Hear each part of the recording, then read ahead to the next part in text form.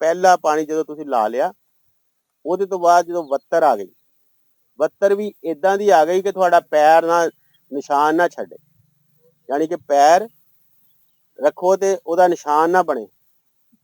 ਉਸ ਵੇਲੇ ਤੁਸੀਂ ਸਾਡੀ ਪ੍ਰੋਡਕਟ ਹੈਗੀ ਆ ਟਰਾਈ ਅਲਟਰਾ ਦੇ ਨਾਮ ਤੇ, ਟਰਾਈ ਐਕਸਟਰਾ ਦੇ ਨਾਮ ਤੇ, ਉਹ ਤੁਸੀਂ ਘੱਟ ਤੋਂ ਘੱਟ 5 ਟੈਂਕੀਆਂ ਫੀ ਏਕੜ, 20 ਲੀਟਰ ਵਾਲੀਆਂ 5 ਟੈਂਕੀਆਂ ਫੀ ਏਕੜ ਉਹ ਤੁਸੀਂ ਸਪਰੇਅ ਕਰਨੀਆਂ, ਯਾਨੀ ਕਿ ਪਹਿਲੇ ਪਾਣੀ ਤੋਂ ਬਾਅਦ ਖੁਸ਼ਕ ਵੱਤਰ ਦੇ ਵਿੱਚ ਤੇ 5 ਟੈਂਕੀਆਂ।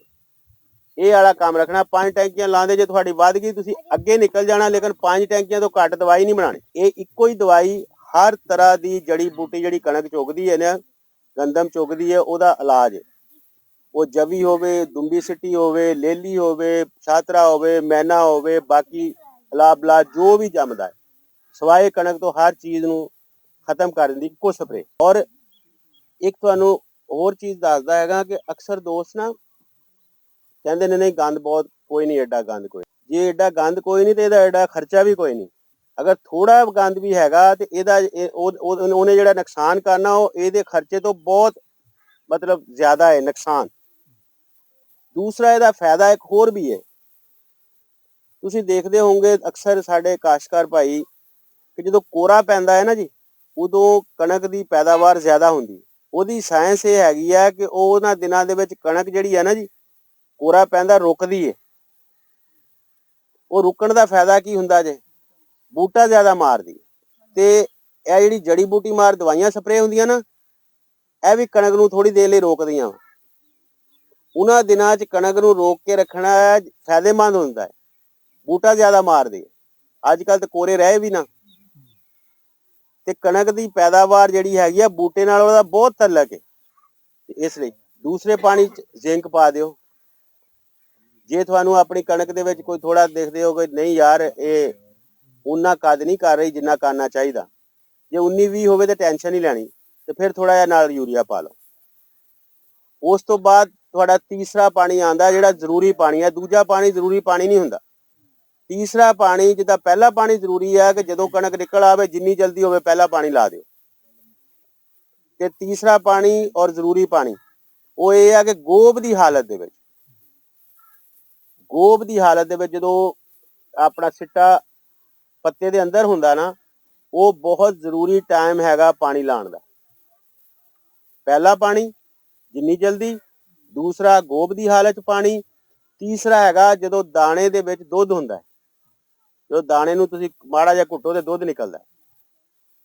ਪਹਿਲਾ ਟਿਲਰਿੰਗ ਸਟੇਜ ਬੂਟਾ ਮਾਰਨੇ ਦੀ ਸ਼ਕਲ ਹਾਲਤ, ਦੂਸਰਾ ਗੋਭ ਦੀ ਹਾਲਤ ਉਹਨੂੰ ਬੂਟਿੰਗ ਸਟੇਜ ਕਹਿੰਦੇ ਹਾਂ ਅਸੀਂ, ਤੀਸਰਾ ਟਿਲਰਿੰਗ ਆਪਣਾ ਮਿਲਕਿੰਗ ਸਟੇਜ ਦੁੱਧ ਵਾਲੀ ਸਟੇਜ। ਇਹ 3 ਪਾਣੀ ਜ਼ਰੂਰੀ ਹੈ। ਦਰਮਿਆਨ ਵਾਲਾ ਪਾਣੀ ਨਾ ਵੀ ਲੱਗੇ ਕਦੀ ਕੋਈ ਫਸਲ ਨੂੰ ਨੁਕਸਾਨ ਨਹੀਂ ਹੋਣ ਲੱਗਾ। ਤੇ ਜਦੋਂ ਤੀਸਰਾ ਪਾਣੀ ਲਾਓ, ਜਦੋਂ ਗੋਭ ਦੀ ਹਾਲਤ 'ਚ ਹੋਵੇ, ਉਦੋਂ ਉਹਨੂੰ ਪੋਟਾਸ਼ ਪਾ ਦਿਓ। ਪੋਟਾਸ਼ ਤੁਸੀਂ 5 ਲੀਟਰ ਤੋਂ ਲਾ ਕੇ 20 ਲੀਟਰ ਤੱਕ ਪਾ ਸਕਦੇ ਹੋ।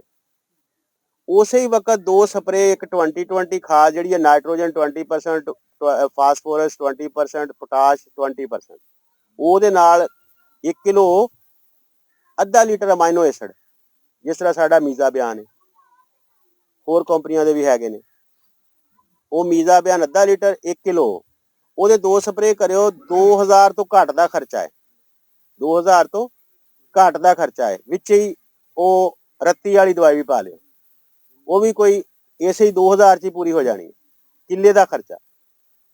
ਤੇ ਇਹ ਤਕਰੀਬਨ 30 ਕਿਲੋ ਦਾਣਿਆਂ ਦਾ ਖਰਚਾ ਹੈ। ਇਹਦਾ ਵੀ ਫਾਇਦਾ ਜਿਹੜਾ ਹੈਗਾ ਨਾ ਜੀ, ਉਹ 4-5 ਮਣ ਦੀ ਕਹਾਣੀ ਹੈ। ਪੋਟਾਸ਼ ਤੇ ਦੋਨੋਂ ਮਿਲਾ ਕੇ ਤੀਸਰੇ ਪਾਣੀ ਤੇ ਚੌਥੇ ਪਾਣੀ ਦੇ ਦਰਮਿਆਨ ਹੈ ਜੋ ਕੁਝ ਮੈਂ ਤੁਹਾਨੂੰ ਦੱਸਿਆ ਹੈ, ਇਹ ਕੁੱਲ ਮਿਲਾ ਕੇ ਜਿਹੜਾ ਖਰਚਾ ਹੈ ਨਾ ਜੀ, ਇਹ ਕੋਈ 7-8 ਹਜ਼ਾਰ ਰੁਪਏ ਦਾ। ਅਗਰ ਪੋਟਾਸ਼ ਤੁਸੀਂ 20 ਲੀਟਰ ਪਾਉਂਦੇ ਹੋ, ਜਿਹੜੀ ਸਭ ਤੋਂ ਜ਼ਿਆਦਾ ਕੁਆਂਟਿਟੀ ਹੈ। ਲੋਕ 5 ਲੀਟਰ ਵੀ, ਕੋਈ 2 ਲੀਟਰ ਵੀ ਪਵਾ ਕੇ ਚਲੇ ਜਾਂਦਾ ਵੀ ਵੇਖ ਜਾਏ ਕਿਸ ਤਰ੍ਹਾਂ, ਬਹੁਤੇ ਪੈਸੇ ਦੱਸਾਂਗਾ ਤਾਂ ਹੋ ਸਕਦਾ ਲਵੇ ਹੀ ਨਾ ਬੰਦਾ। ਦੱਸੋ ਉਹਨੂੰ ਪੂਰੀ ਡੋਜ਼, ਬਾਕੀ ਉਹ ਘੱਟ ਕੋਈ ਪਾ ਲੈ ਤੇ ਪਾ ਲੈ, ਪੂਰੀ ਡੋਜ਼ ਦੱਸੋ, ਪੂਰਾ ਖਰਚਾ ਦੱਸੋ। ਔਰ ਇਹ ਸਾਰਾ ਮੈਂ ਜਿਹੜਾ ਦੱਸਿਆ ਨਾ, ਤੀਸਰਾ ਚੌਥੇ ਪਾਣੀ ਦਾ ਖਰਚਾ, ਔਰ ਪਹਿਲਾ ਸਪਰੇਅ ਦੱਸਿਆ ਜੇ, ਤੀਸਰੀ ਜ਼ਿੰਕ ਦੱਸੀ ਹੈ ਜੀ, ਇਹ ਸਾਰੀ ਅਗਰ ਤੁਸੀਂ ਪੂਰੀ ਤਾਕਤ ਨਾ ਪਾਉਂਦੇ ਤਾਂ DAP ਨਾਲੋਂ ਅੱਧਾ ਖਰਚਾ ਹੈ। ਤੇ ਪੋਟਾਸ਼ ਇੰਨੀ ਜ਼ਰੂਰੀ ਹੈ ਜਿੰਨੀ ਜ਼ਰੂਰੀ ਫਾਸਫੋਰਸ ਹੈ। ਪੋਟਾਸ਼ ਦਾਣੇ ਨੂੰ ਮੋਟਾ ਕਰਦੀ ਹੈ। ਵਜ਼ਨ ਬਣਾਉਂਦੀ ਹੈ।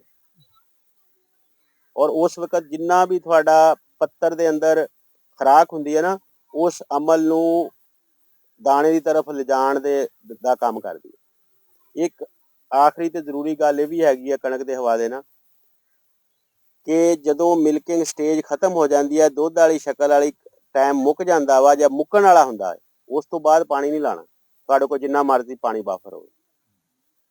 ਉਦੋਂ ਕਿਉਂਕਿ ਖੁਰਾਕ ਦਾ ਅਮਲ ਜਿਹੜਾ ਹੁੰਦਾ ਬੜੀ ਤੇਜ਼ੀ ਦੇ ਨਾਲ ਪੱਤੇ ਤੋਂ ਦਾਣੇ ਦੀ ਤਰਫ ਚੱਲ ਰਿਹਾ ਹੁੰਦਾ। ਉਹਨਾਂ ਦਿਨਾਂ 'ਚ ਜਦੋਂ ਪਾਣੀ ਲੱਗਦਾ ਹੈ, ਉਹ ਉਸ ਅਮਲ ਨੂੰ ਦੇ ਵਿੱਚ ਰੁਕਾਵਟ ਬਣਦਾ, ਦਰਮਿਆਨ 'ਚ ਪਾਣੀ ਆ ਜਾਂਦਾ, ਉਹ ਰੁਕਾਵਟ ਬਣਦਾ। ਤੁਸੀਂ ਇਹ ਵੀ ਅਜ਼ਮਾਇਆ ਹੋਏਗਾ, ਲੇਟ ਬਾਰਿਸ਼ਾਂ ਹੋਣ ਤੇ ਪੈਦਾਵਾਰ ਘੱਟ ਜਾਂਦੀ ਹੈ।